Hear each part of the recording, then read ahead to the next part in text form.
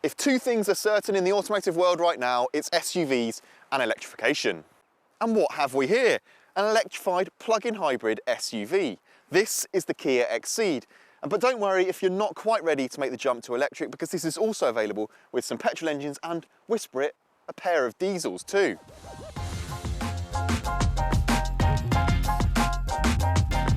The XCeed, as its name suggests, is closely related to the Ceed family hatchback, though in reality most of its panels are new. It's taller and longer, it gets a new grille and bumpers with a skid plate style finish. It's also fitted with LED headlights as standard, as well as black wheel arches to complement its taller suspension and chunky wheels and tyres. Rival crossover models range from the Ford Focus Active to the Toyota CHR, Volkswagen T-Cross and even the premium badged Mercedes GLA. You'll pay around £2,000 more for the XCeed than the standard Kia XCeed hatchback.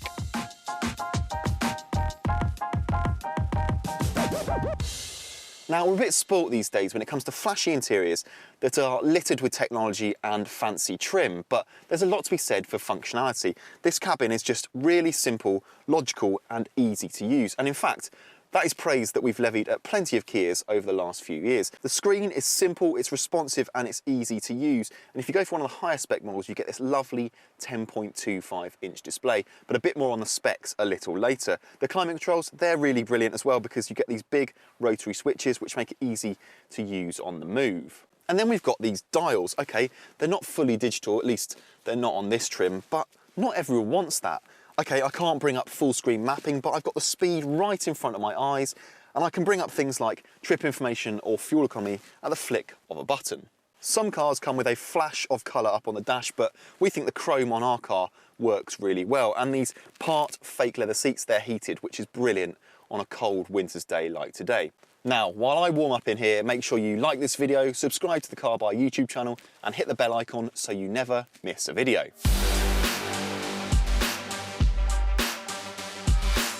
Now back to this video. What kit you get depends on your engine choice, and it's a bit complicated, so if you want to know all the little ins and outs of the range structure, you're better served by our full written review on the website. In short, there's more choice for those opting for one of the standard petrol or diesel models. If you do, you can pick between the usual 2 and 3 trims, plus mid-spec edition and range-topping first edition cars. Kia only offers this plug-in hybrid in 3 and first edition guises. But to make things more confusing, the specs aren't quite comparable. Those two models come with things like LED lights, 16-inch alloy wheels and roof rails, plus an 8-inch infotainment screen, a reversing camera and cruise control with a speed limiter function. Edition cars represent pretty decent value for money, with bigger wheels, premium paint and privacy glass, but stepping up to the 3 spec brings a bigger screen in our car, plus heated front seats and a heated steering wheel. Note that among a few other subtle changes, opting for the same spec in a plug-in hybrid switches those bigger wheels for the 16-inch rims you'll find on entry-level petrol cars, likely for efficiency reasons. If you manage to place your order before those first edition cars sell out, you'll benefit from things like a panoramic sunroof, leather seats and a 12.3-inch digital instrument cluster, plus frivolities like heated rear seats, aluminium pedals and an automatic tailgate. Prices are steep, but every version, even the hybrid, slides in well under the £40,000 threshold for higher car tax. Moving into the back, you'll notice that there are a few compromises that need to be made in the switch between the Ceed to the XCeed. Now, I'm 6 foot, and while there is a reasonable amount of space for me to get comfortable, there's a little bit of limited knee room, and that sloping roofline in the switch between the Ceed to the XCeed means there is a limited amount of headroom. But these seats are really comfortable, and there's very little in the way of a transmission tunnel down here, so it means there's enough room for your feet.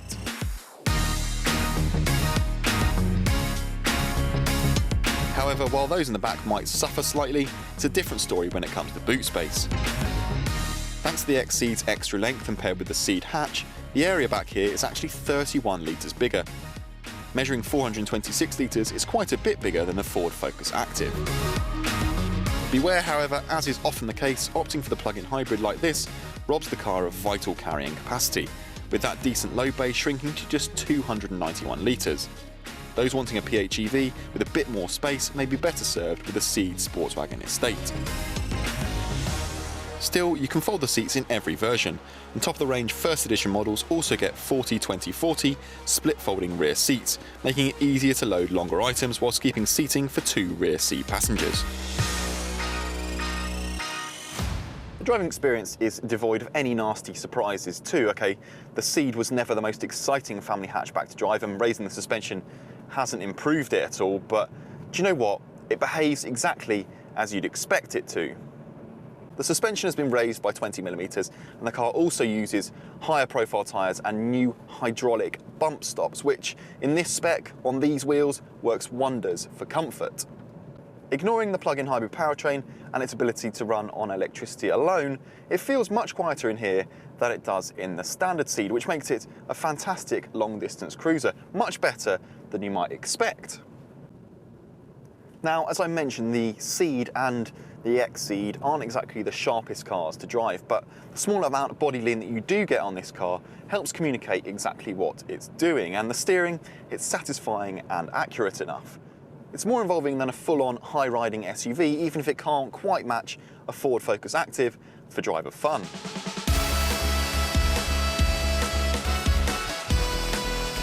The engine range kicks off with a 3-cylinder 118 horsepower 1 litre turbo petrol. It may not sound like the most powerful, but acceleration isn't too shabby, especially if you drive mostly in town, and it will do 45 miles per gallon without much effort at all. The 1.4 litre TGDI was replaced by a newer and slightly more powerful 1.5 in 2021, and is likely to be a better bet if you plan on heading further afield.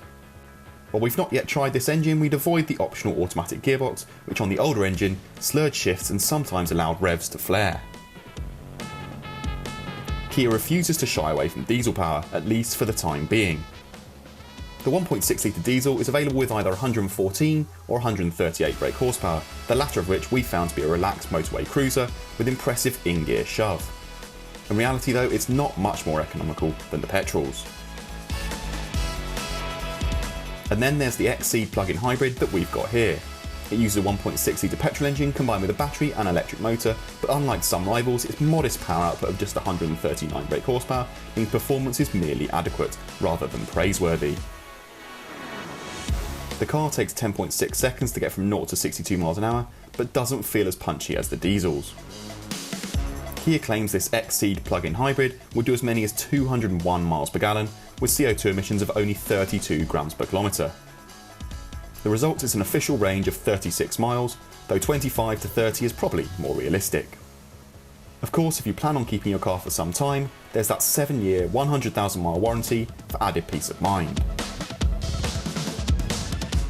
And it's for that reason we probably stick with one of the petrol models, because there are some fantastic small family plug-in hybrid models like the Seat Leon or the Mercedes A-Class that, unlike the XCeed, don't feel like you're compromising some of that driving experience for those rock-bottom running costs.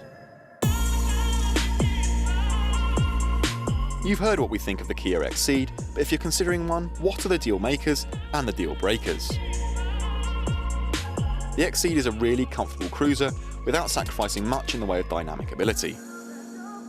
The kit list is pretty strong too, though the specs can be a bit confusing depending on which engine you opt for.